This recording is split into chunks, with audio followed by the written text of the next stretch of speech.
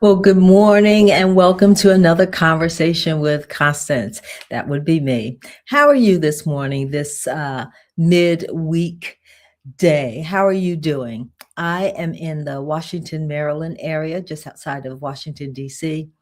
And I don't want to complain about the weather, but it's really cold here. Last week we had snow and ice. And so we're still trying to get over that. And I don't want to say too much about it because I know people in other parts of the country are dealing with a lot of bad weather, and we just got hit with it. So I'm not going to complain too much. But I would love to know where you are watching me from and how is the weather there and how are you keeping warm? So listen, have you ever said life feels tough right now? Because it does. But have you ever felt that like things are not getting easier, they're getting tougher? Or have you ever said, I feel stuck, like things are just not moving? Listen, I've said that more times than I would like to admit. But I want to talk to you today about patterns because maybe it's your patterns that make you feel stuck or like there's no, movement in your career, in your personal life. Maybe it's the things, those habits that you do without even knowing it, that may be keeping you feeling like you're in a position that you just can't get out of. So we're going to talk about patterns today. Now, patterns are not wrong. They're just strategies. They are like I said, the habits and the things that you do almost automatically without thinking about them. They're not wrong. At some point, they worked for you. Patterns help you manage responsibilities. Patterns help you manage expectations, and they help you just kind of keep life moving. But the question is not whether or not your habits are good or bad, but whether your habits are serving you now, supporting the person you want to become. That's the real question. Now, let me give you an example. My yes-no pattern when I was in TV news was totally crazy. When I think about it now, I think, how could that have been my pattern that I thought would help me move my career along? For example, I would say yes to adding hours to an already crazy schedule. I would say yes, even though I was exhausted, even though I was drained. I would say yes to taking on more projects, even though I didn't have the time. But I thought that would help me win favor in the eyes of my boss. I said yes to negative self-talk as a way to motivate myself. Think how crazy that is. But I said yes to it. And I said yes to showing up, even though I was, drained, even though I couldn't really think straight. I showed up. I said yes to the things that I really should have said no. And I said no to rest, proper rest. I used to think it was a badge of honor to be able to get by on 5 hours of sleep. Think how crazy that is. I said no to support, and I said no to anything that really would empower me. Now, I know it sounds crazy, but I want you to stop for a second, particularly if you're a woman, because this is what we do. We put that blue cape on and we think we can manage it all.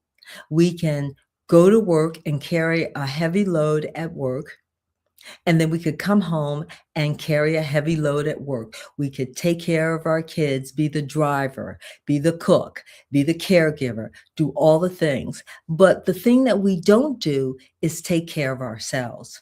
And so over time, this becomes a pattern. It feels normal. It feels like the responsible thing to do. And so we keep moving along. And at some point, particularly as we get older, I know this really started to hit me at 55 and at 60, it was like, this isn't working. But it was the pattern that I chose for myself. And I didn't really know that it was a pattern. So I just kept doing it. And what the thing was, when I started looking into this, right, when I started looking into the patterns, what I discovered was that these patterns that I have were actually draining me, actually, you know, I was getting ready to say killing me because that's what it felt like. But they were slowly draining my enthusiasm for anything and everything. And when I peeled back the onion, what I discovered was that underneath my patterns, those negative patterns that I have, was fear. Not the kind of like, oh, crazy fear, but that fear that says, if you don't do this, you'll disappoint people. Or the fear of being judged negatively as a coworker, as a colleague, as a manager. It was that fear that kept me saying yes when I really should have said no. That fear that stopped me from taking care of myself, but making sure that everybody around me was okay and had what they needed. And I think, again, ladies, this is not new to us because we typically are the caregivers. We are the ones who dot every I and cross every T. And so the idea of putting our needs, hopes, and dreams ahead of others feels selfish, but it really isn't. I had to face that tough I had to face that tough situation I was in that said, what are you going to do? Are you going to choose yourself, or are you going to keep going down a path that is really not serving you? And so I started working on breaking my patterns. And I started thinking about the person I wanted to become and what patterns and habits would support that person. I want you to put in the chat if this is resonating with you. Can you see this pattern in your life? The only way to break a negative pattern is to become aware of it. You have to become aware of your patterns. So I want you to take a moment to think about the patterns and the habits that you have. What do you say yes to that you would really like to say no to? What do you put on the back burner because you think it's safer when you really should start to put it in front of you and to work on it? What dream have you delayed because you keep thinking, now is not the time. I just have to keep working. I have to wait until my kids are in college. And then after your kids are in college, you say, I have to wait until they get settled. What dreams are you delaying because you have this pattern of thinking that you have to do everything and be everything to everyone else? So when I sat down and I realized what my patterns are, and I realized the fear that was driving those patterns, I sat down and decided which patterns no longer served me and which ones I was going to eliminate. And it's easier said than done. But the first step is to become aware of your patterns, aware of what you're doing. And then the next step is to intentionally decide that you're going to go a different path. Becoming aware of my patterns of like saying yes when I really wanted to say no led me to intentionally start to develop boundaries. I started saying no.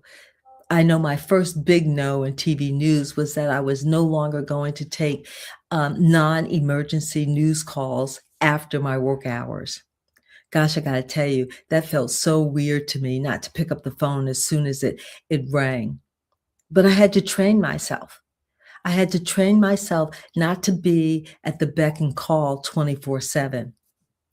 So if you take a look at your patterns, that might be one of the things that you do, is to set clear boundaries.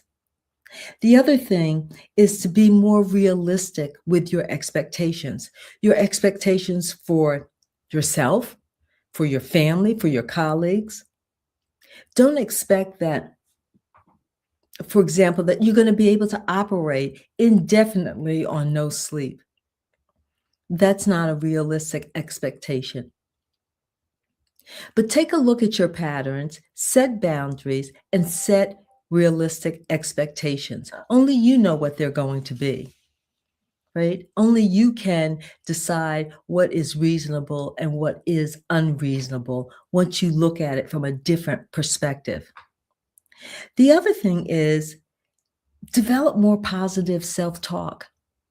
Because underneath a lot of this are negative things that we say to ourselves. We say things like, if I wasn't so lazy, if I wasn't so selfish. And those things, those words do not help. They hurt. They keep you stuck. And you have to change that language. And you have to have more compassion for yourself. Give yourself grace. Give yourself compassion, the same grace and compassion that you would offer a friend if they were talking to you about being stuck and changing negative patterns. And the one big thing I want to tell you is, listen, rest without guilt.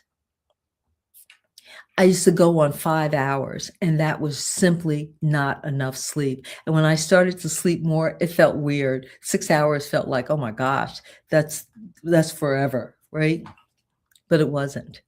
You know, I've trained myself now to know when my body needs rest and to give it however much rest it needs. And so I want you to look at your patterns, because growth isn't about starting over. I'm not asking you to wipe the slate clean and to start over. I'm asking you to update the habits and the patterns that you currently have and eliminate the ones that don't support you, that are actually keeping you stuck. So I have a question for you. What patterns are you ready to update? What patterns can you change that would help you become the person you want to be? Just sit and think about that question for a minute. Well, for longer than a minute, but just sit and think about that question. And then journal. Write down your patterns. Write down how those patterns make you feel. Write down how those patterns make you show up in the world. And then decide, is that the way I want to show up? Is that the way I want to feel? And if it's not, then sit down and intentionally come up with new habits. And like I said, give yourself grace. If this message has resonated with you, please hit the subscribe button and click the bell so you'll be notified when any new episodes are posted. And if you're seeing me for the first time, welcome again. And if you're coming back, thank you for your support. I appreciate it. I don't take for granted the time that you give me. And I hope that I'm giving you the information and the messages that will help you build the kind of life that you want. So until next time, until next time, take care, and I will see you next time.